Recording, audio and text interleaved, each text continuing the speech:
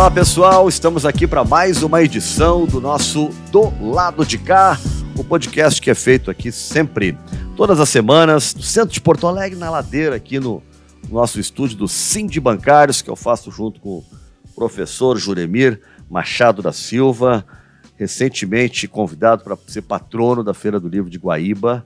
Beleza. Então, tudo bem, professor? Tudo bem, não, fiquei contente com essa homenagem aí em Guaíba. Dia 15, eu vou a Guaíba para... Já te ligaram da ABC? Não me ligaram. Me pediram teu telefone hoje, que Cláudio Brito quer te entrevistar sobre essa pauta. Olha só, grande Cláudio Brito. Aí eu Figura maravilhosa. acabei te dando telefone, assim, sem te pedir autorização, mas, né, como o teu agente direto, né, eu Tu já tem tenho... direito de passar meu telefone para quem tu quiser. A gente está recebendo aqui, já conversamos uma vez online, nós três, né, o professor João Pedro Casarotto, auditor especialista em finanças e dívidas públicas. Tudo bem, professor? Tudo bem, Nando. Prazer em conversar novamente com vocês, contigo, com o Juremir, as feras do nosso jornalismo gaúcho. Nós temos um papo online uma vez, lembra? Foi. E autor, como é que é? De gotículas? Gotículas de dívida. Exatamente. Eu escrevia bastante, textos muito longos, as pessoas não liam. Comecei a escrever textos menores, também não liam. Aí eu resolvi escrever uma frase só. E apelidei aquilo de gotículas de dívida. Então, eu faço uma frase tão somente sobre o assunto, sobre o tema. Normalmente sobre dívidas públicas, tanto a dívida do Estado quanto a dívida federal. Então, eu faço uma gotícula e coloco como se fosse uma pergunta. Tu sabias que... E passo a... Então, uma frase tão somente... E isso, felizmente, tem dado uma boa repercussão. Eu vou aproveitar depois, né, para que ele faça algumas gotículas aqui. Ótimo, ótimo. Puxa um pouquinho mais para tua frente, ou vem mais com a cadeira para cá, sei lá, só para te incomodar um pouquinho. Juremir, o entrevistado vai ser o nosso professor Casarotto, mas como professor universitário da área de comunicação, que tem que escrever, é o fim do textão ou é só um ciclo isso? Olha, está difícil. As pessoas querem coisas mais curtas. Isso é, eu diria o seguinte, que até eu aderi pelo seguinte, eu vou publicar um livro, eu já publiquei romances de 300 páginas, 400 páginas. Vai fazer um gotículas do Juremir agora? Vou publicar agora um livro de microcontos. Cada conto tem 6 linhas, 5, 6 linhas. Porque as pessoas não leem coisas compridas, a não ser que, por exemplo, sejam as confissões sexuais de não sei quem. Confissões sexuais da... Aí 400 páginas. Aí pode botar 1000 páginas que vai. Né? Professor, a gente trouxe aqui um tema que é polêmico, para nós falar de finanças, de dívida pública, né? É questão de impostos, mas a Shine, que está aqui, os guris de sacanagem me deram aqui, ó, virou no centro de uma polêmica, né? Que é a questão de pagar ou não pagar imposto, e as pessoas preocupadas, como assim? Nós comprávamos tão baratinho, agora vamos ter que pagar mais caro. Primeiro, para a gente entender, como é que é hoje a relação da Shine, das outras empresas chinesas que trabalham aqui e que vendem produtos? A questão, assim, pelo que foi divulgado, porque houve muita confusão, muita informação e desinformação nesse processo. Mas, pelo que eu entendi bem, na verdade, há uma isenção em operações internacionais do imposto de importação. A Receita Federal tem direito de cobrar um imposto sobre a importação. Mas havia uma isenção para que importações até $50, desde que fossem as duas pessoas, o vendedor e o comprador, pessoas físicas, então assim, havia essa isenção. Então, um camarada na Áustria manda para Porto Alegre um produto qualquer, vende um produto qualquer, até $50, uma pessoa física de lá, com uma pessoa física de aqui, teria isenção desse tributo, então poderia fazer. Quando fosse uma empresa que mandasse esse produto, a empresa teria que pagar o imposto, o contribuinte, que é o adquirente da mercadoria. No caso, vamos dizer, o Nando comprou lá de uma empresa da China, o Nando é o contribuinte, porque, afinal das contas, o governo federal tem condições de tributar o Nando e não a empresa da China. Aí, neste caso, sempre houve incidência de imposto. O que foi divulgado, o que foi comentado, e aí que entrou muita desinformação, muito diz que, é de que o governo federal queria acabar com esta isenção. Bom, o que acontece? Na esteira dessa isenção, muitas empresas de pessoa jurídica enviavam de lá para cá como se fossem pessoa física. Isso acontecia muito, por exemplo, mandava em nome assim, Alain Delon para Nando Gross, Quentin Tarantino para Nando Gross. Isso. Mas as lojas fazendo isso? Claro. As lojas fazendo, não sei se as lojas, mas enfim. Então, na verdade, nesse processo havia uma sonegação tributária, porque, na verdade, quem estava enviando de lá era uma empresa e não uma pessoa física. Claro. Então, dentro desse contexto... Havia uma fraude, né? Havia uma fraude tributária, com certeza. Portanto, mas pelo que eu entendi das informações e contra-informações saídas do próprio governo federal, é de que, na verdade, o governo federal queria acabar com a isenção de pessoa física para a pessoa física. Tanto é que eles cogitavam, inclusive, arrecadar 8 bilhões de reais. Isso depois acabou sendo negado e eles recuaram, né? Como? O governo acabou depois recuando disso. Aí, né? Deu aquela repercussão toda e o governo recuou. E aí disse que não, que eles eram, na verdade, incentivar a fiscalização das mercadorias que viessem de lá para cá e que, na verdade, eram de pessoa jurídica e estava vindo como pessoa física. Então, começou a haver essa desinformação para confundir o jogo, mas pelo que soube-se inicialmente, havia intenção do governo federal de tributar essa operação que era isenta. Outros governos isentam essas importações de pessoa para pessoa. Acho que os Estados Unidos isentam num valor mais alto, se eu não me engano, é até $800. Porque, pelo que eu li, Casaroto, o problema é o custo da fiscalização. Exatamente. Como é que vai fiscalizar? Eu mando um produto para o Nando de $50 para investir. Era de 55 em vez de 50. Exatamente. Então, isso fica inviabilizada a fiscalização tributária disso. Então, até por isso, talvez seja por isso que o governo federal tenha decidido, vamos acabar com a isenção e pronto. Quando entrou, pagou. Quem compra, paga e pronto. Nós temos a isenção de até $1.000, eu acho que é quando o camarada vem do exterior. Acho que é 500. Do exterior de avião, acho que é 1.000. De avião, Eu acho que aqui na fronteira é $500. Não sei qual é a atualização atual, mas é um valor assim, entre 500 e 1.000. Então nós também temos isso. Tu chega do exterior, se não me falha a memória, por avião é 1.000. E a terrestre é 500. Ali na fronteira era de $150, entendeu? Porque eu sou de Santana do Livramento. Mas passou para 500, me parece. 500, já há bastante tempo, me parece. Eu tenho, assim, essa informação de memória. Então, nós também cobramos isso, né?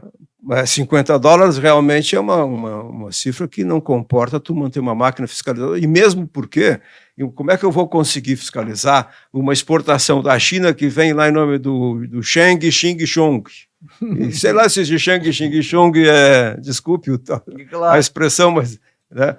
Mas assim, como é que eu vou saber se essa pessoa efetivamente está escrita lá como pessoa física ou como pessoa jurídica? Fica totalmente impossível, né?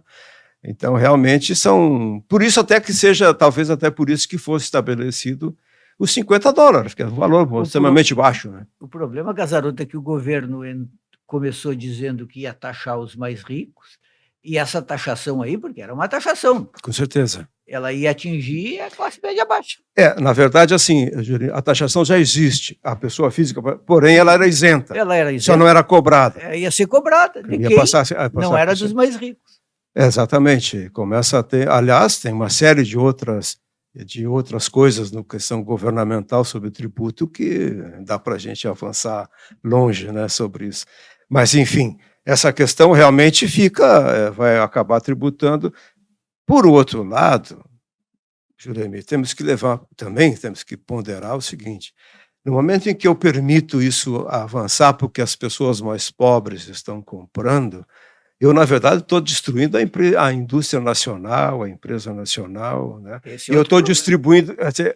no momento em que a moça compra uma blusinha barata, que bom que ela tem condições de acessar isso, esse movimento, ela está, de certa maneira, prejudicando toda a economia brasileira. A professora, então, a economia brasileira tem que tratar de um jeito de ter uma blusinha tão barata quanto essa. Com certeza. Porque só tem pessoas que só podem comprar isso. Não tem dinheiro para comprar outra coisa. Eu diria, então, diferente, talvez, Nando. Eu diria diferente. Talvez não conseguiria nem produzir uma blusinha barata. Mas o governo brasileiro tem que dar jeito de distribuir renda. Sim. As pessoas têm que ter dinheiro para comprar.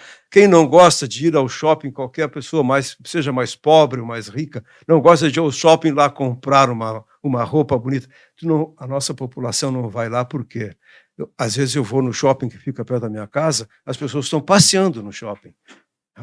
Tu vê poucas pessoas com... Por quê? Porque as pessoas não têm renda. Agora, se essa pessoa que estão lá passeando, se ela tivesse renda, ela compraria lá, com certeza. O outro problema é o custo do trabalho, que é também o custo da nossa proteção, porque esses produtos, muitas vezes, que vêm da Ásia, eles são produzidos em condições que nós não aceitaríamos. Exatamente. Por exemplo, de pagamento pelo trabalho, de proteção social. Nós podemos produzir mais barato. Possivelmente a gente vai perder em proteção social. Mas, Juremir, a China, por exemplo, ela paga menos para trabalhadores do que aqui no Brasil? Eu não sei os salários hoje, mas Pelo que eu tenho visto, não. Em algum momento pagava menos, não sei hoje. O que acontece que pode também, além dessa variável, nós temos que considerar a possibilidade de dizer que, assim, que a China pode estar praticando dumping. Por exemplo. Por exemplo. Então, eu tenho interesse politicamente de tomar conta do mercado. Né? Aliás, as notícias dão conta que... O que fez, por exemplo... todos nós sabemos o que fez a Uber mundo afora. Pois é. Então você começa a dominar mercados praticando dumping. Então, os governos existem para isto. Não é só uma coisa simples. Se eu estou sentindo que tem um governo, um país que está praticando dumping para cima da minha economia, eu preciso agir. E tem que ter governo. É para isso que existe governo. É para isso que existe uma estrutura burocrática governamental. O governo existe para isso ou para volta e meia nos, digamos assim, esfaquear, nos tomar coisas que a gente nem fica sabendo?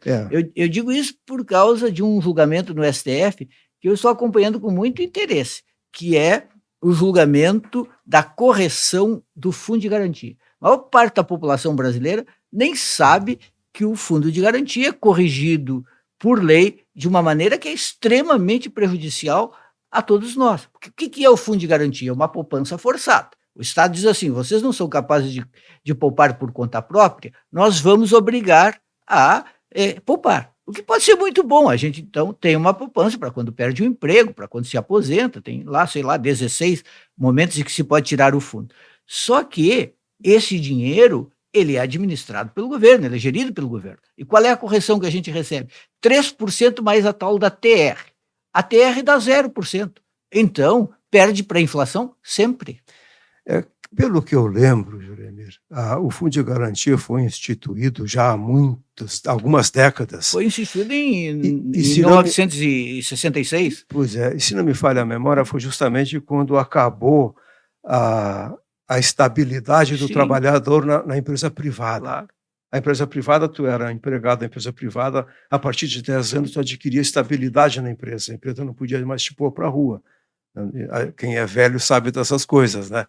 E para substituir isso foi criado esse mecanismo do Fundo de Garantia. Tá, então a empresa vai depositar um valor na conta desse cidadão para que ele tenha um fundo de reserva, uma poupança em caso de demissão. Se não me falha a memória, esse mecanismo Fundo de Garantia foi criado para compensar a queda da estabilidade na empresa privada que era adquirida a partir de 10 anos de serviço. Muito bem. Sempre estabeleceram 3%. Essa taxa de juros, não sei de onde é que eles tiraram, acredito que foi mais ou menos como metade do que a poupança paga. A poupança paga 6, nós vamos pagar 3. Uma coisa mais ou menos nessa maluquice assim. Né? E vamos usar esse dinheiro para financiar grandes projetos e tal, e que vai dinamizar a economia, que de certa maneira vai sempre atrás de uma coisa ruim, aliás, por cima de uma coisa ruim, tem uma capa de uma coisa muito boa, uma embalagem boa.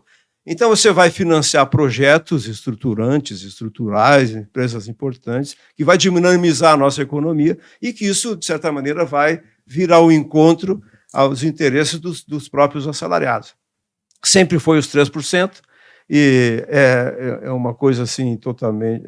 É quase que um achaque, né? Porque o camarada não... Nós tivemos uma inflação de dezenas de % ao mês, Quer dizer, os fundos de garantia evaporaram. Não dá para pegar a taxa do Banco Central aí, botar. Já era bom. Mas isso é para banqueiros. E qualquer investidor, e qualquer gerente de conta num banco te diz assim, olha, a poupança é o pior dos investimentos. A renda fixa dá mais, o mercado aí variável pode dar muito mais, às vezes dá menos. Agora, dar menos do que a poupança que já dá pouco, exatamente, aí é um péssimo negócio. Na verdade, há uma certa apropriação de recursos da população para o governo federal, que vai, afinal das contas, administrar essa claro, massa de recursos, né? Então, de certa maneira, Juremir, eu diria até que Não estão pagando nada, só estão pagando nada para nós, né? Nem imposto nem imposto pagam. Ainda quebram o mercado nacional. Mas agora parece que eles estão querendo comprar uma grande empresa nacional. Sim, vão criar quantos? 100 mil empregos? 100 mil empregos, uma coisa maluca.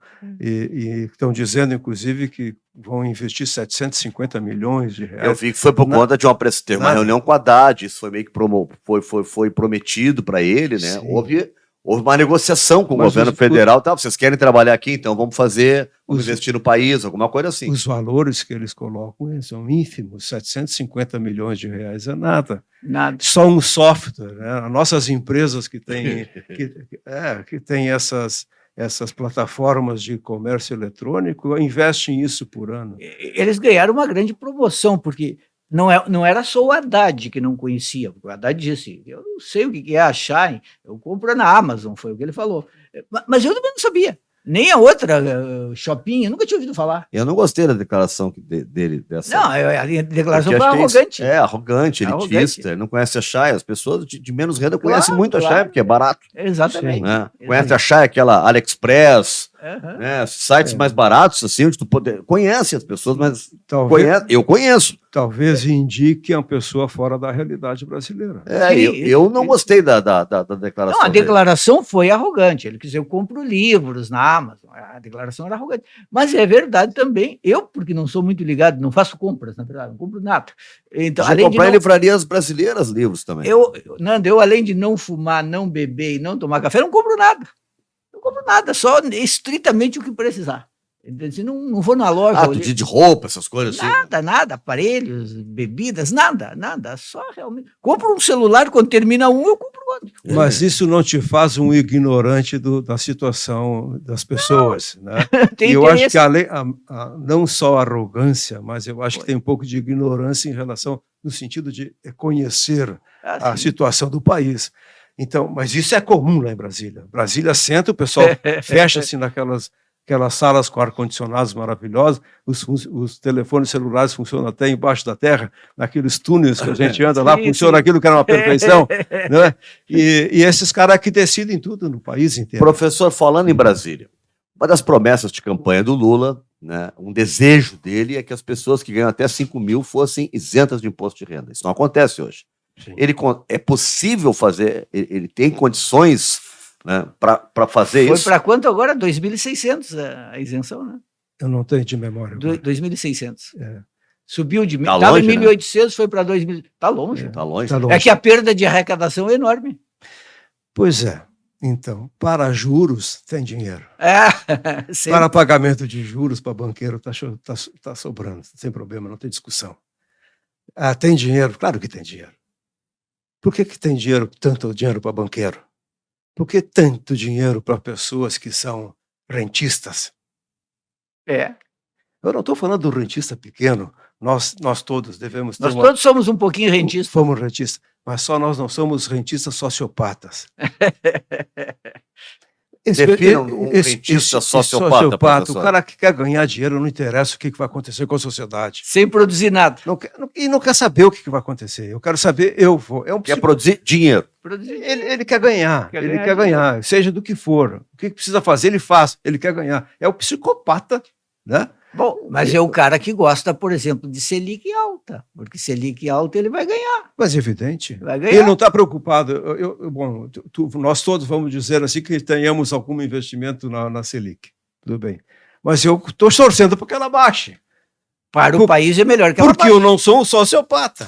O meu único investimento na Selic é aquele que tem um negativo na frente.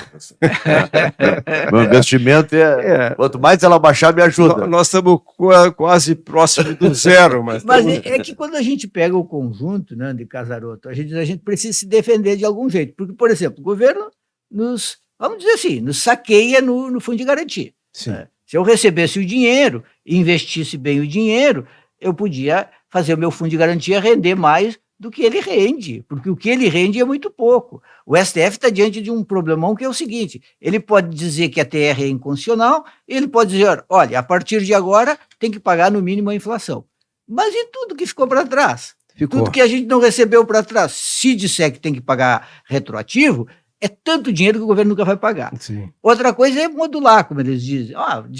Vai receber quem já entrou na justiça. Mas tudo isso aí é meio jeitinho. Sim. Porque, na verdade, em algum momento se aprovou uma coisa que não tem pé nem cabeça. Quer dizer assim, olha aqui, tem um recurso que é do Nando, que é do Juremir, que é do Casaroto. O Estado é que vai administrar e estabeleceu que vai pagar uma parte da inflação. Vai pagar, quem sabe, metade da inflação, às vezes vai pagar 1/3 da inflação. Tudo que não reponha no mínimo a inflação, qualquer negociação salarial, quando eu vejo, para mim isso tinha que ser lei. Né? E para uma negociação salarial onde não tem a reposição da inflação, aí é uma coisa, para meu ver, deveria ser ilegal. Eu não sei como é que não há lei para isso. São mecanismos de concentração de renda. Esse é uma verdadeira que a gente tem que enfrentar, uma verdade absoluta. São mecanismos, não é porque falta conhecimento, Nando. São mecanismos utilizados para concentrar a renda.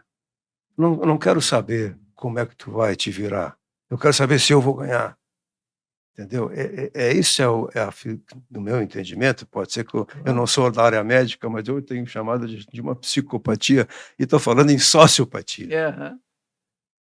O sociopata ele não quer saber, ele vai em frente sempre. Ele está assim, olha, cara, tu para ou eu te dou um tiro, ele vai em frente, ele vai enfrentar, não tem medo. Professor, ele vai em frente. Tecnicamente, o que o Lula teria que fazer? Onde é que ele tem que mexer, né, nessa matemática tributária para ele fazer que pessoas que até 5 mil não paguem imposto? Onde é que ele tem que mexer? O que ele tem que movimentar aí?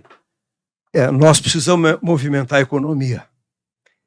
E nós não conseguimos movimentar a economia com uma taxa de juros básicos que é a Selic nessa altura. Não tem como.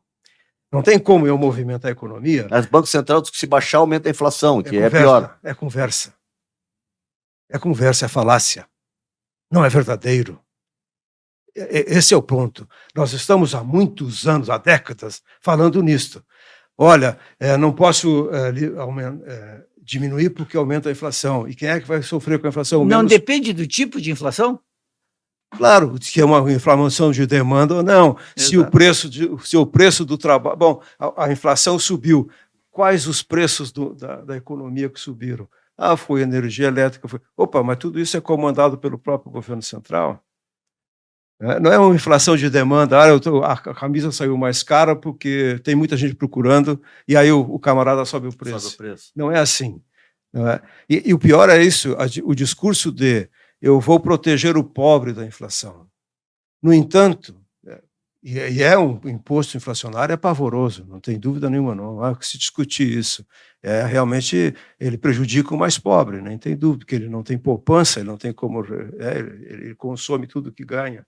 Então, a inflação realmente é pavorosa para o mais pobre, mas é tão pavorosa quanto essa concentração de renda que nós estamos fazendo no país. Não geramos emprego, não geramos nada, é só dinheiro para banqueiro. E aumenta a dívida pública. Aumenta a dívida Cada vez que aumenta a taxa Selic, aumenta a dívida pública. E aí vamos colocar mais uma coisa, né, Juremir? Nós vamos colocar mais um detalhe importante. Por exemplo, o custo do crédito no Brasil. O cartão de crédito, dependendo do banco... É um assalto à mão armada. 14% ao mês de juros? Chega a 1000% ao ano. Nossa. Então, Juremir, eu atraso tudo. Com cartão de crédito eu pago no dia. Não dá pra Porque trocar. senão eu quebro ele, racho e não dá para usar se não pagar no dia. Então, esse absurdo que tem no país, essa não limitação do custo do crédito, isso inviabiliza. No momento em que o camarada entra na loja, se endivida, é 10 vezes sem juros. Aí eu quero pagar à vista. Não, mas é 10 vezes sem juros ou é à vista? Então eu compro 10 vezes sem juros. Aí eu perco o emprego, não tenho como pagar, eu caio no juro rotativo. E os caras me escalpelam. Por conta da tal de não gerar inflação, né, eu escalpelo o pobre lá que não teve condições de pagar a conta. Por que eles afirmam que geraria inflação naturalmente? Porque são vários economistas que falam isso. Até porque muitas vezes assim nós temos assim as pessoas que falam normalmente é quem tem espaço, né? E quem tem espaço normalmente na mídia são os economistas liberais. E gente que está de acordo com o processo, com o dono da empresa, né? Então tem muita gente que fala o diferente, fala o contrário. Só não tem espaço para falar. Espaço. Esse espaço que nós estamos tendo aqui é democrático. Parabéns ao Cid Bancário. Cid Bancário está fazendo, Cid Bancário fazendo uma coisa boa para a sociedade. É verdade. A começar pela contratação das duas feras do jornalismo, que estamos aqui, sem favor nenhum, falo isso. Muito obrigado. Né? Do Nando e do Juramir, sem favor nenhum. Então, nós temos esse problema no país aí muito sério, nós precisamos enfrentá-lo. Não tem como. Mas geraria inflação porque o dinheiro fica mais barato? Não, o que eles dizem? Se o dinheiro começar a correr, muitas pessoas vão comprar. Isso. Aí eu vou comprar mais, e aí você aumenta o preço, aí gera inflação. Porém, nós temos já estudos de muita gente boa fazendo estudos, que nós temos capacidade produtiva ociosa no país. Nós temos empresas com capacidade de produção, de ampliar a produção. Então, se eu vou gerar mais... Se a produção aumenta, não gera inflação. Então, se tiver mais demanda, aumenta a produção. Aumenta a produção. Aumenta o emprego, aumenta um monte de coisa. Pronto, e vou girar a economia. Na verdade, esse discurso da inflação... O Lula falou agora no parlamento de Portugal, daquele jeito dele, falou da taxa Selic, disse, quem é que vai tirar empréstimo com essa taxa Selic aí? Ele usou, bem assim foi a expressão que ele usou lá no parlamento de Portugal.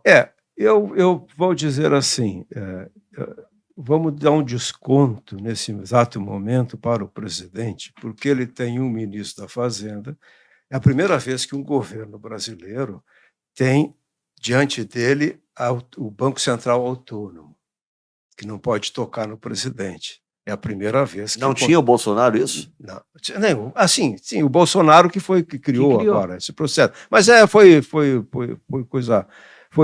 Perdão, então, o segundo presidente. Não, porque eu lembro assim, eles criaram um modelo de que nos primeiros 2 anos o presidente vai ter ele só vai indicar o Lula, só vai indicar daqui a 2 anos. Então, esse que está aí foi indicado pelo Bolsonaro. Pelo Bolsonaro, perfeito. Então, digamos assim, o primeiro... o Bolsonaro teve também, tem razão. Mas o Bolsonaro teve, mas foi ele que nomeou. Ele que nomeou. Em princípio, eles tinham sintonia de pensamento. Tinha sintonia, até porque quem indicou o presidente do Banco Central foi o Paulo Guedes, que era o ministro da Economia. Então, haveria uma certa... Então, assim, quem estava, digamos, vamos chamar, uma palavra talvez não seja mais correta, mas, assim, vamos dizer, o primeiro presidente hostil, né, do Banco Central ao presidente é o atual presidente. Está enfrentando um presidente do Banco Central que ele recebeu. Então, vamos descontar isso. Vamos descontar isso. E até contextualizando, porque é autônomo. Então deveria ser 100% autônomo a figura. É importante, né, aquela imagem da mulher de César e tal. O presidente do Banco Central, ele fez campanha para o presidente. Ele na eleição, sabe, agarrado na bandeira, camiseta da seleção brasileira, fazendo arminha, sabe? Isso, sabendo que se ganhasse o outro, ele ainda seguiria como presidente do Banco Central, me parece que ele avançou o sinal ali. É por isso que eu digo... Compromete a entidade. Por esse movimento, por isso é que eu tenho dito que é o primeiro presidente da República que está enfrentando um presidente autônomo do Banco Central. Justamente... Vamos dizer assim, repelente. Né? Eu vou fazer a minha política. Né? Então, aí o governo federal tem esta, digamos assim, essa vantagem agora nesse momento, né? O que vai acontecer com a mudança do presidente do Banco Central, que nós temos que ver, porque o atual presidente, quando foi 8 anos presidente da República, ele nomeou uma pessoa que também fez a mesma política que está sendo feita agora. E outra coisa, os governos... O Meirelles. O Henrique Meirelles. 8 anos. Os governos do PT não tiveram Selic baixa. Não tiveram. A Dilma baixou. E por pouco tempo. E depois se arrependeu e teve que dar marcha ré. Não sei se ela arrependeu ou ela foi derrubada. Ou ela foi derrubada, não funcionou. Foi derrubada, não chegou a se arrepender. Pode ser. Mas ela baixou. E o Bolsonaro até manteve nos primeiros... Manteve a Selic. O Bolsonaro teve a mais baixa, estava 2%. Pronto, que fez com que nós nos colocássemos num patamar de primeiro mundo, que paga há mais de 10 anos juros reais negativos, ou seja, você paga um juro que não cobre a inflação. A nossa taxa Selic, com a baixa que a Dilma fez, que o Bolsonaro manteve nos primeiros tempos, acho que no primeiro, segundo ano, fez com que nós nos comparássemos com os Estados Unidos, com qualquer país da comunidade europeia, com o Japão, que pagam até hoje juro básico menor que a inflação. Nós estamos dentro disso. Esse é um ponto. A Dilma fez isto. O Bolsonaro manteve isso. Até entrou, de repente, parece que ele abriu as portas para a esperança. Aí o sistema financeiro acho que tirou a diferença, porque tu passou de 2% para 13%, e aí a diferença veio, né? O problema todo realmente é conseguir fazer esse equilíbrio aí de ter taxa Selic baixa e inflação baixa. Nós temos dentro do atual governo, um economista que eu considero de mais alto nível, que é o André Lara Rezende. O André Lara Rezende, que é defensor aí, nós até conversamos aqui outro dia com o Fernando Ferrari, sobre a teoria que ele defende, né? A teoria de que Estado que tem o poder de emissão não tem restrição orçamentária. Uma vez eu fiz uma Esfera Pública na Rádio Guaíba, em que estavam o Fernando Ferrari, eu acho, e, de outro lado, Marcelo Portugal. Não, estava a Gláucia Campregner e o Marcelo Portugal. A Gláucia defendendo a mesma posição do André Lara Rezende. Sim. E o Marcelo Portugal dizendo assim, bom, mas se não tem, então emite logo 1.000, 10.000, 1 milhão. Esse negócio funciona mesmo ou não? O que ele colocou é uma distorção do que ele fala. Não, eu estou traduzindo certamente grosseiramente o que ele disse. Não, mas provavelmente ele tenha dito por aí também. Distorce-se o que ele diz. Nosso problema não é problema. A nossa vantagem é que nosso endividamento é interno. Então eu devo em reais. E eu sou emissor de moeda. Eu posso emitir moeda para pagar essa dívida. Por isso que ele fala. Mas emitir moeda não gera inflação? Claro que não. Não? Não. Mas uma parte dos economistas diz que sim. Sim. Sim, uma parte muito ouvida pela mídia, grande mídia. Certo. Esses dizem que como não geraria inflação emitir mais dinheiro? Hein? Como que não geraria inflação emitindo mais dinheiro? Não precisa mais explicar muito tecnicamente. Não. Assim, ó, o que os Estados Unidos fez nos últimos anos? O que a Europa fez nos últimos anos?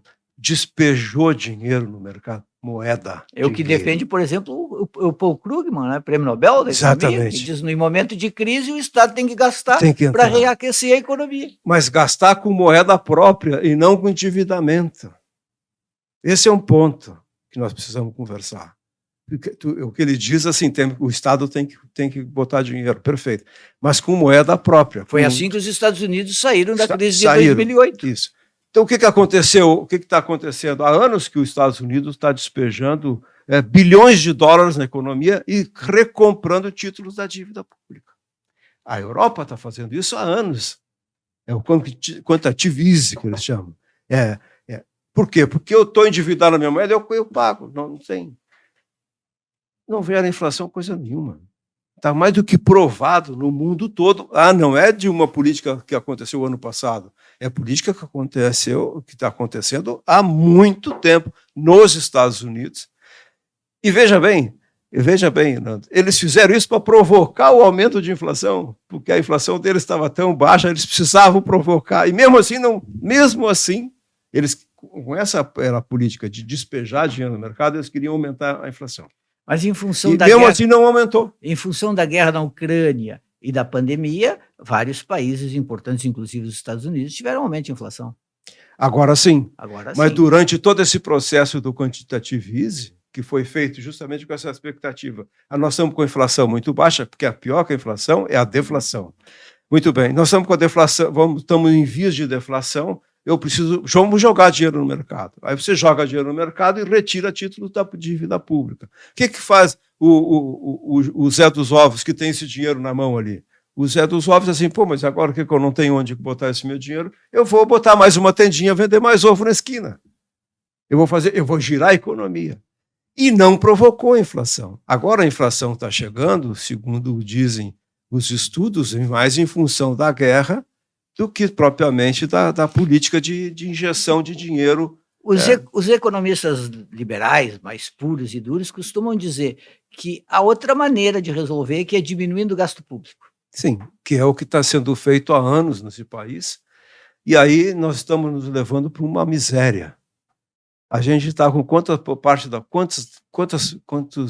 é o número de habitantes do Brasil que vivem em subhabitações? Eu acredito que deve estar beirando mais de 50% da população brasileira. Nós temos 50% da população brasileira que não tem coleta de esgoto.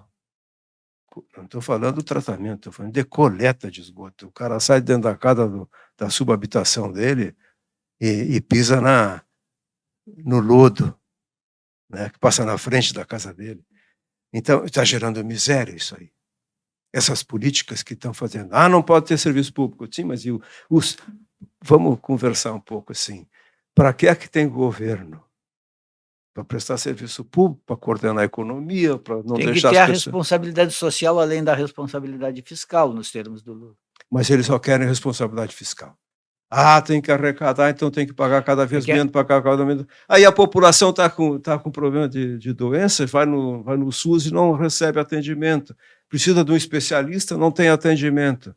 Todos os gestores adoram usar uma comparação que, a meu ver, são distintas. Que é comparar uma empresa, né, um Estado com uma empresa. Isso é mentira. Né? O Estado tem funções sociais que não necessariamente uma empresa tem que ter, não tem nada a ver uma coisa com a outra. Com certeza. O papel da empresa não é social. O papel da empresa é de ganhar lucro, gerar negócio, gerar economia. O problema social é do governo.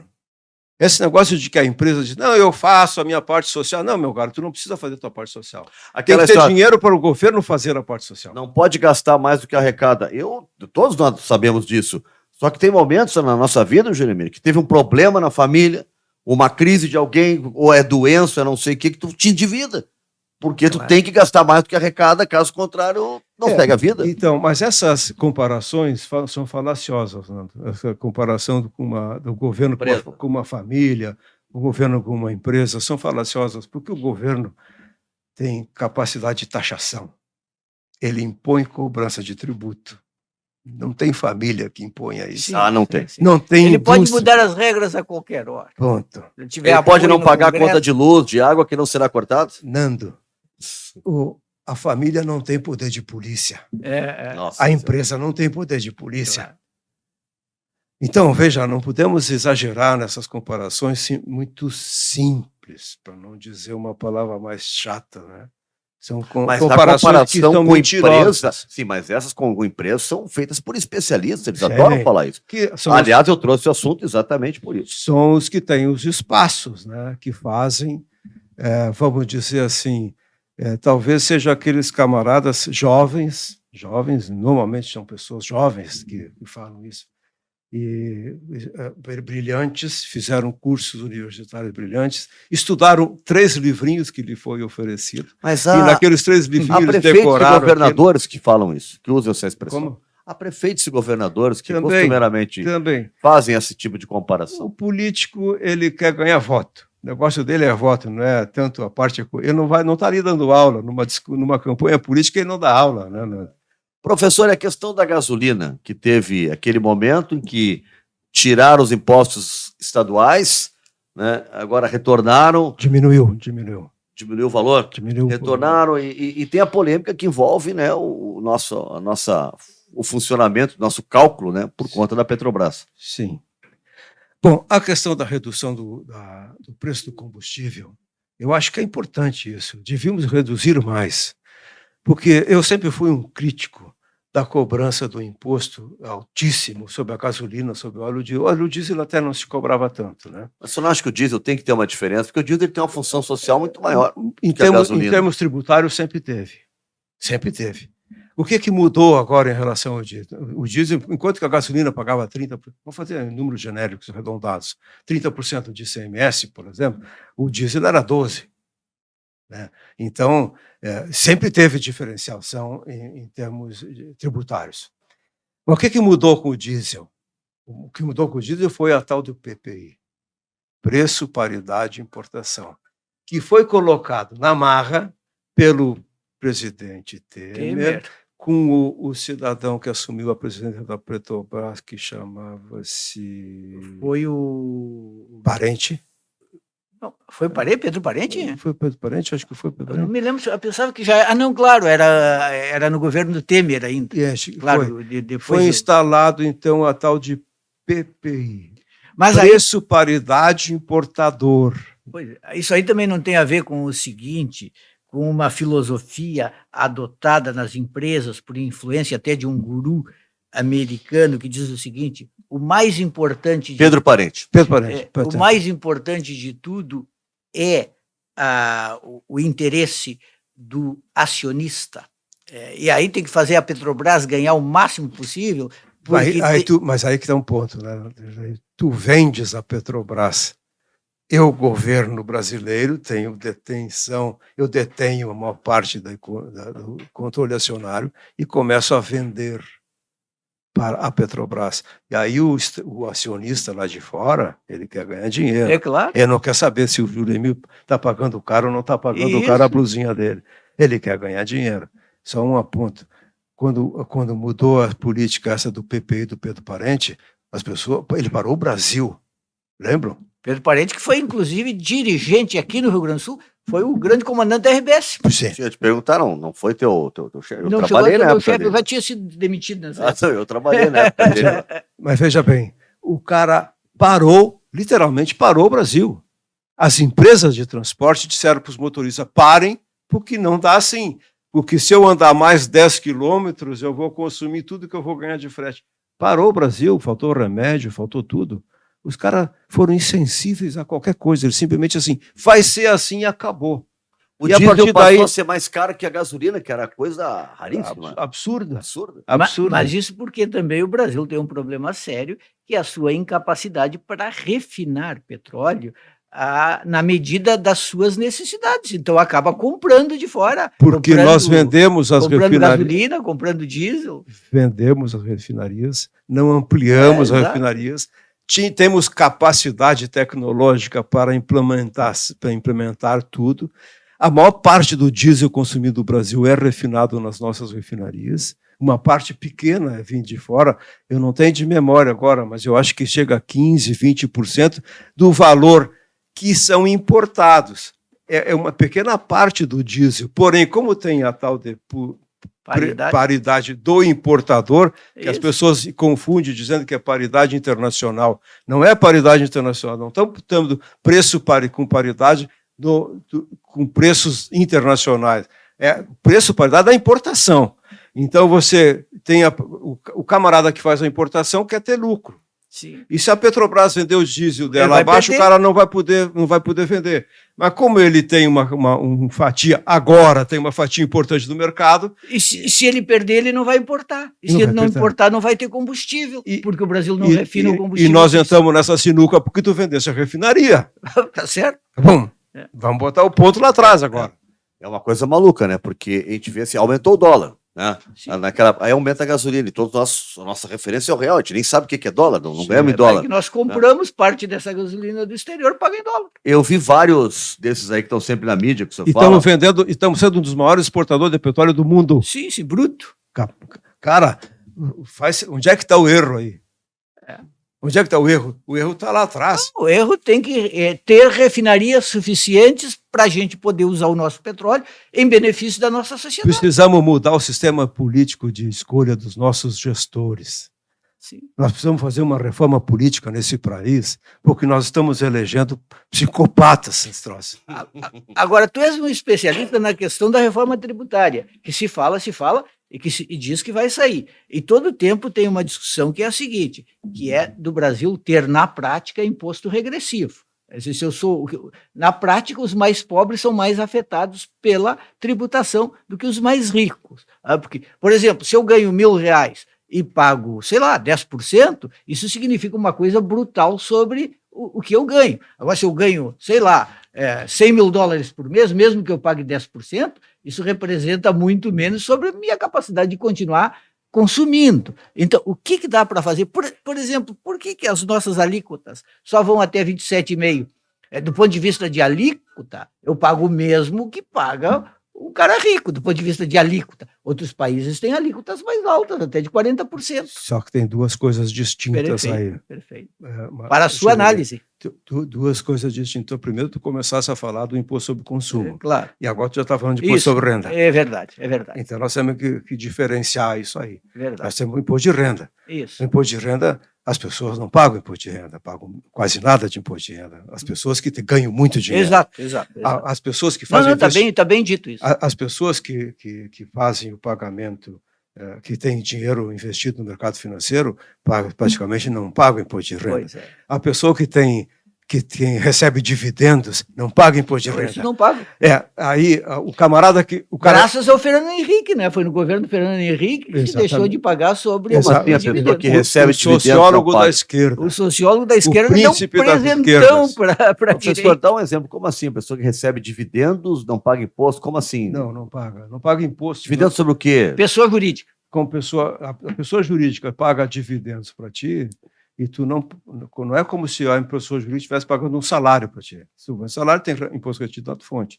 Sobre dividendos não tem. Está na figura do PJ, essa coisa assim? Nada a ver. Aí as pessoas criam um PJ para si próprio. Sim. Porque aí eu recebo da... Não, eu criei, professor. A minha primeira vez que eu criei não foi por vontade minha. A empresa diz, para ser contratado tem que criar. É o que elas fazem hoje. Ninguém cria porque quer. Porque ela fica... Eu também. Correio do Povo na Rádio Guaíba. Ninguém cria porque quer. Fazem a gente criar para trabalhar.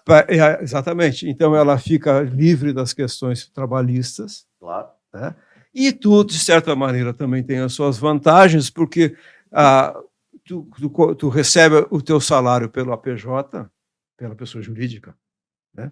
E quando tu retira da pessoa jurídica aquele valor, tu não paga nada de imposto. Agora, sempre tem uma desculpa para tudo. Nesse caso aí, a desculpa é que haveria uma bitributação, que a pessoa jurídica já pagou o imposto, que se for pagar sobre o dividendo, vai estar pagando de novo. Se a gente já está na questão da bitributação, nós estamos longe, né? Porque tudo, na verdade, tem imposto sobre imposto, porque o ICMS que incide sobre o IPI, sobre a contribuição social, na verdade, tudo tem muito imposto dentro. Agora, né? deixa eu te perguntar o seguinte. Desculpa, vai lá. Mas só para completar essa parte, Júlio, me permite, a questão, eles não pagam sobre o dividendo, e o dinheiro que tu coloca na tua empresa como capital, tu põe lá no teu capital. Eu fiz, para fazer uma empresa, eu tenho que botar R$10 mil nessa empresa. Tá. E tu tens direito de abater na tua declaração de renda juros sobre esse teu capital, que chama-se juros sobre capital próprio. Então, tu, além de não pagar sobre o dividendo... Que eu faturar, eu vou descontar. Não, quando tu colocas o dinheiro na empresa, a tua cota de capital vai te render juros, que a empresa vai te pagar juros por aquele valor. Isso também não paga imposto de renda. Então, veja, nós estamos falando assim, tu levanta bem, nós temos um problema de imposto sobre consumo. Perfeito. É regressivo. Perfeito. A reforma tributária vai mudar isso? Não. A reforma tributária vai continuar exatamente, ou até pior. Ela não vai mexer em... Porque ela vai criar mais um imposto. Até escrevi um artigo extenso sobre isso outro dia. Foi publicado no site Conjur, na Congresso em Foco, em vários outros. Vai se criar mais um imposto. E agora chega lá no teu lado o imposto de renda. Sob o imposto de renda, que tem todas essas questões aí que nós estamos levantando, não se mexe. Poxa, então não adianta nada. Então essa reforma vai ser um fracasso. Eu queria te perguntar sobre outra coisa que também está em julgamento, só que no STJ, que é a questão do ISM, é a questão do incentivo fiscal. Se alguém dá incentivo fiscal, isso significa que parte do que se a empresa teria de pagar de impostos, por exemplo, imposto de renda, ela não vai pagar. O STJ está dizendo o seguinte, olha, está havendo um prejuízo em termos de imposto de renda e da CSLL. Ele está julgando, vai decidir, é bilionário. Se, por exemplo, for mudado, as empresas vão ter que pagar impostos sobre essa diferença que está sendo... Sobre o benefício fiscal concedido pelo Estado. Isso. Sobre o ICMS. Isso. Que é um benefício fiscal, Juremir, mas a gente não pode botar tudo num balaio só, porque muitas vezes determinada atividade, determinado ramo de atividade não comporta aquela alíquota cheia. Então você faz uma redução de base, você faz... Sim, mas aí o Estado não deu um presente com base... Não necessário... Lesando também a Receita Federal? Não, porque nós temos o ente federal, o ente chamado União, é um ente federado tanto quanto o ente federado do Rio Grande do Sul. Nós temos essa mania de dizer a União é poderosa. Não, a União, o governo central, é um ente federado tanto quanto o Estado do Acre. Ou seja, deveria ter mais autonomia? Não tem. Pela Constituição tem. E o que o governo federal está fazendo é entrando em cima disso. Porque o governo federal está vendo aí uma possibilidade de ter uma arrecadação em torno de 90 bilhões. Pois é, redução de dívida, de pagamento de juros, nada se conversa. Sobre isso, então, nós vamos fazer esse carnaval todo. Parece que é um carnaval que é feito para esconder a realidade da situação. Professor, a gente tem ainda uns 10, 15 minutos, então eu queria avançar alguns temas. O Lula falou recentemente, foi ridicularizado por esse que o senhor disse que tem mais espaço na mídia, né, sobre a tal moeda única. É um absurdo. O que o senhor pensa sobre moeda para negociação, moeda única para moeda própria para negócios entre países, ao invés de estar usando o dólar, por exemplo, como referência? A questão assim, moeda única, a gente vê em que como ela seria implementada, como ela vai ser utilizada. Nós fazermos negócios com a América Latina com uma determinada moeda, por exemplo, Brasil e Argentina, que não dependa do dólar, isso é bom, isso é ótimo. A comunidade europeia ela foi aos poucos avançando para a comunidade do euro. Nem todos da comunidade europeia são do euro, né? Porque adotaram o euro. Então, o euro agora passou a ser impresso, é uma moeda, e está circulando como papel moeda. Sim. Tá? Mas, assim, antes de mais nada, começou com a ideia de termos uma moeda de troca para viabilizar a negociação entre nossos países sem eu usar a referência a dólar. Porque a gente faz todo o negócio. Eu vendo para a Argentina, eu vendo em dólar. Eu compro da Argentina, eu compro em dólar. Então, nós vamos conversar sobre isso. Isso é bom. Até porque o dólar ele acaba dominando a economia mundial. Não é? Uma das moedas que está enfrentando o dólar e que em 2008 tentaram derrubar com a tal de crise de 2008 foi o euro. O euro já está começando a fazer como uma moeda de referência internacional. Bom, se nós precisamos de sair dessa tutela do dólar, né? Então isso é importante, isso é bom para entender. É bom conversar. Isso não significa dizer que no dia seguinte eu vou imprimir uma moeda chamada Tititi, do Tititá, e estou com ela no meu bolso. Não é assim. Né? Espero que também não seja assim. Mas podem negociar assim, Brasil e Argentina em valores de real e peso, ou tem que ter uma moeda, uma nova conversão. Moeda? Hein? Tem que ter sempre uma moeda de conversão? Tem que ter uma moeda de conversão, mas pode fazer um acordo. Tu pode fazer um acordo, porque no final da conta eu estou negociando contigo e tu está negociando comigo, vem cá, vamos fazer um acordo. Qual é a nossa referência aqui? Vamos criar X, esse valor de referência. E em cima desse valor de referência, né, não precisamos necessariamente usar o dólar como referência. Então isso é bom, esse movimento é bom. E não é só aqui, a gente está vendo, há movimentos no mundo para que a moeda de referência deixe de ser o dólar, né? Então, temos que criar um valor de referência. Bom, nesta linha de pensamento, eu acho que é bom. Eu acho que é bom avançar. Mas isso não significa a comunidade europeia, a comunidade do euro, não foi criada em 4 anos. Isso Claro. demorou. Então, eu acho que termos valores de referência para a gente poder negociar sem depender desse dólar, eu acho que é bom. Imposto sobre grandes fortunas.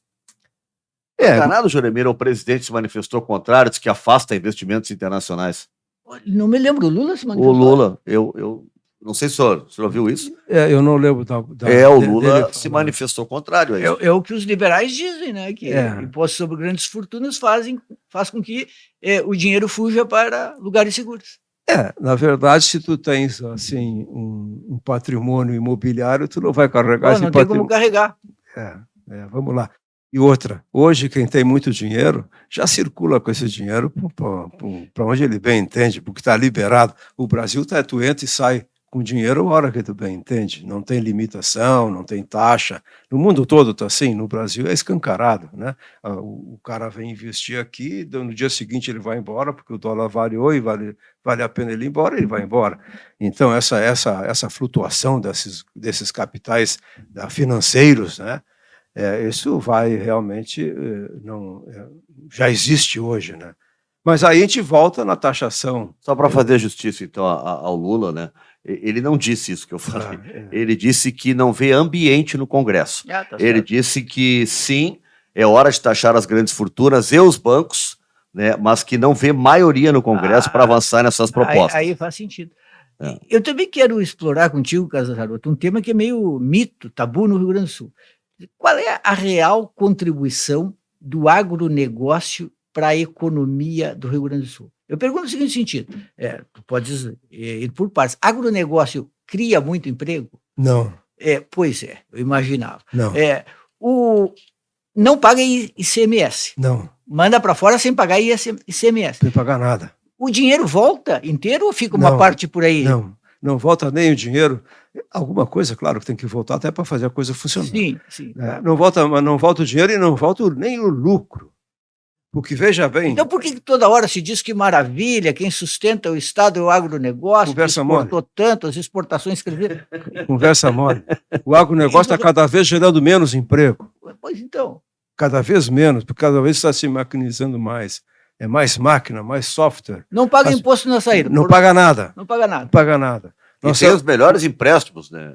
Sim. Nós estamos transformando o país num país de miseráveis, exportador de matérias-primas.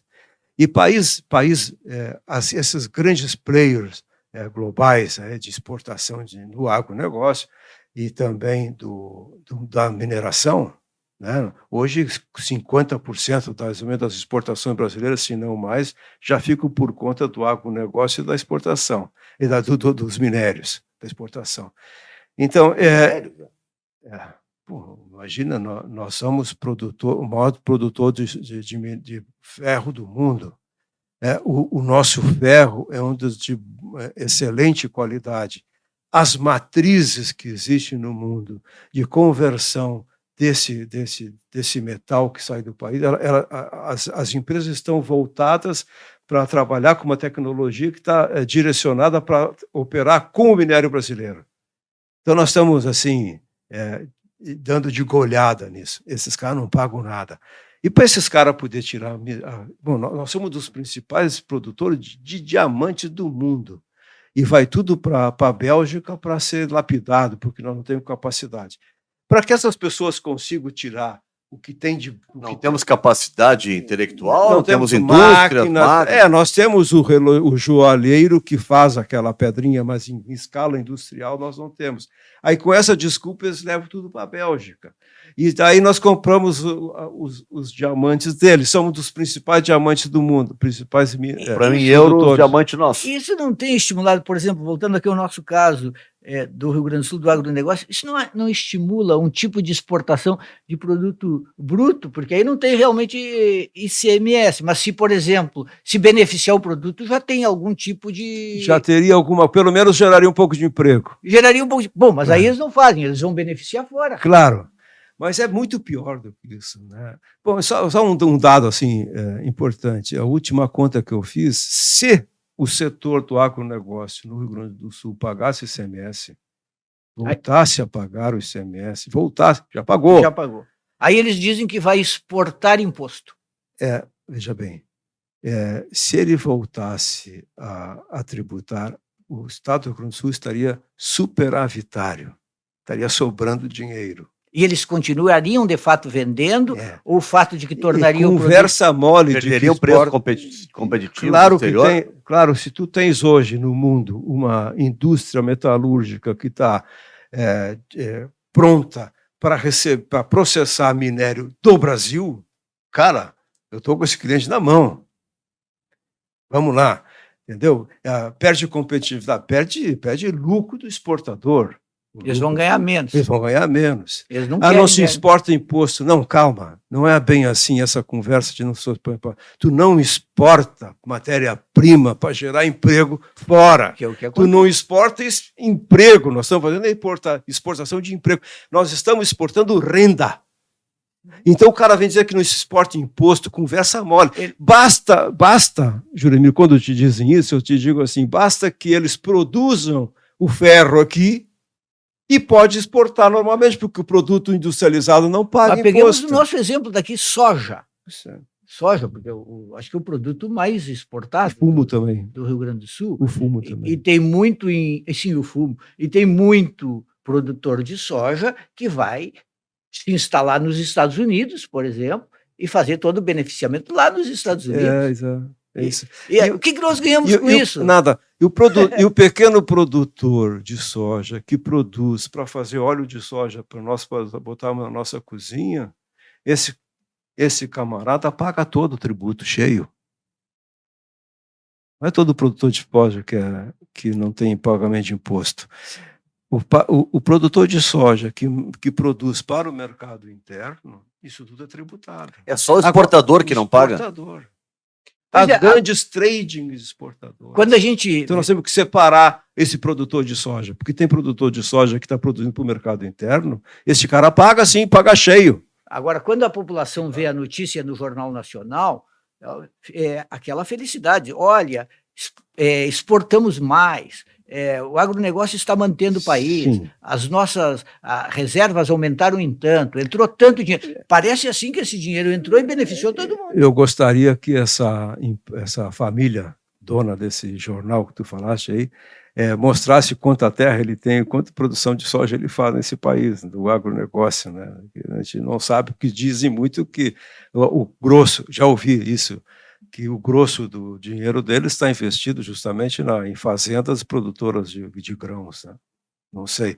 Então aí começam essas falácias, né? Mas tem uma coisa muito pior aí, Giovanni, não é só isso, é muito pior. Porque vamos dizer o seguinte, eu produzi soja e mandei para a China, e aí, bom, esse produtor aqui tem cada vez menos emprego, ele vai ter que dar cada vez mais lucro. Então, pelo menos vai pagar imposto sobre renda. Não vai. Não paga. Por que não paga? Por que não paga?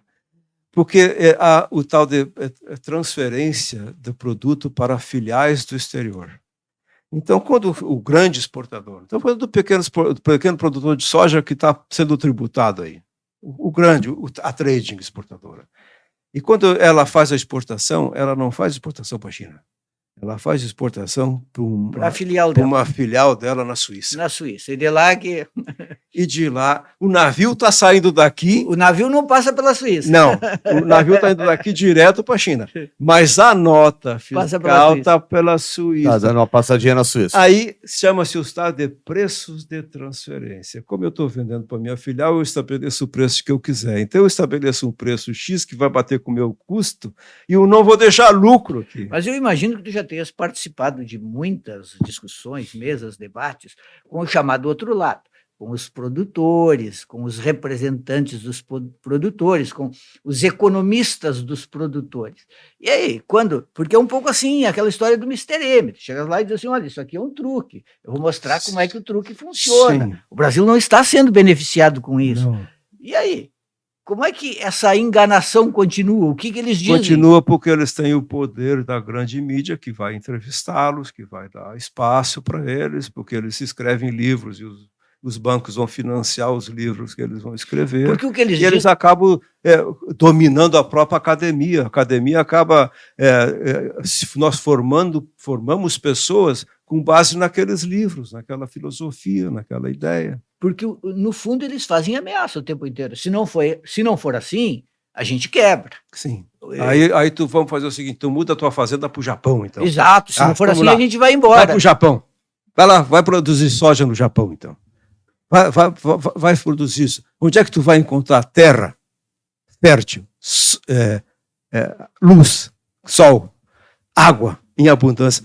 O produtor do soja, veja bem, o grãozinho do soja, tenho de memória, mas é em torno de 40% a 50% do peso do grão de soja, 50% desse peso foi consumido de água para ser produzido. E quando ele exporta o grãozinho, ele tem que ter um grau de umidade. Então, deve ficar em torno de 11%, 12%, que se for muito mais úmido, apodrece no porão. Se for muito mais seco, ele quebra na hora de carregar o grão. Então, o grão tem que ter um grau de umidade. 12%, 13% do peso dele é água. Qual é o país que ele vai ter água para botar 12%, 13% dessa produção de soja toda? Encerrou, gente. Muito bom, papo. Encerrou, gente. Muito bom, professor. Muito obrigado, hein? João Pedro Casarotto. Começamos com a chinesa Shine, aí Isso. Entramos por vários outros assuntos aí palpitantes. São assuntos importantes. Em 2 minutos, professor, então, para fechar, eu lhe falei, antes de nós assinar o plano de recuperação fiscal aqui no Estado, nós conversamos. Já assinado, o que o senhor está achando? Está péssimo. Nós vamos fazer. Vai acontecer o que a gente vinha dizendo. O Estado vai ter uma renda, porque vai começar a tomar dinheiro emprestado, não vai pagar o que está devendo, o governo federal, em vez de questionar o que está devendo, que está devendo de uma forma, até vamos dizer que podemos dizer até que é de certa maneira ilegal, nos termos que ela foi contratada, está de acordo com o contrato, mas esse contrato é leonino, é draconiano, né? Então, em vez de nós discutirmos isso no Brasil, né, nós simplesmente aderimos e dissemos que a dívida está correta. Bem, então, deixamos de pagar isso, temos liberdade para tomar dinheiro emprestado, contrariando, inclusive, o que dispõe a lei de responsabilidade fiscal. Nós podemos tomar a lei de responsabilidade fiscal, estabelece o máximo de endividamento. Nós podemos estourar esse máximo de endividamento. Então, é claro que nesses primeiros anos a coisa vai ser céu de brigadeiro. Agora, vai estourar? Claro que vai. Claro que vai estourar. Vai estourar, com certeza. Fora uma honra muito grande. Muito obrigado, professor. Conversar com vocês dois é uma honra. Valeu, foi muito bom. E agradeço o Sindi Bancários pela oportunidade, por proporcionar à nossa sociedade essas duas feras do jornalismo gaúcho. Obrigado. Muito obrigado. Julemir, tudo certo? Pedir pro pessoal se inscrever no canal. Pedir pro pessoal... Vamos dar esse recado. Olha, pessoal, se inscreve no canal, tá? Dá um like aí, porque esse negócio de like, assim, não é só, gostei. A nossa relação... O canal do Sindi Bancários. O canal do Sindi Bancários, que é onde está esse programa agora. O canal do Sindi Bancários, dá um like, que nos ajuda bastante aí, né? O YouTube olha o tal do algoritmo, né, professor? Tá Esse certo, é um novo elemento que surgiu no nosso país, é o algoritmo. É uma forma de remunerar. Ser candidato a alguma coisa. E ouçam o programa que tem conteúdo. Tem conteúdo, tá bem? Se inscreve no canal, compartilha a vida pros amigos, né? Que sempre, segundas-feiras, 7h, a gente tem o Do Lado de Cá. Eu, Julemir, e o convidado hoje, tivemos aonde? Então, o professor João Pedro Casarotto. Valeu? Semana que vem a gente está de volta.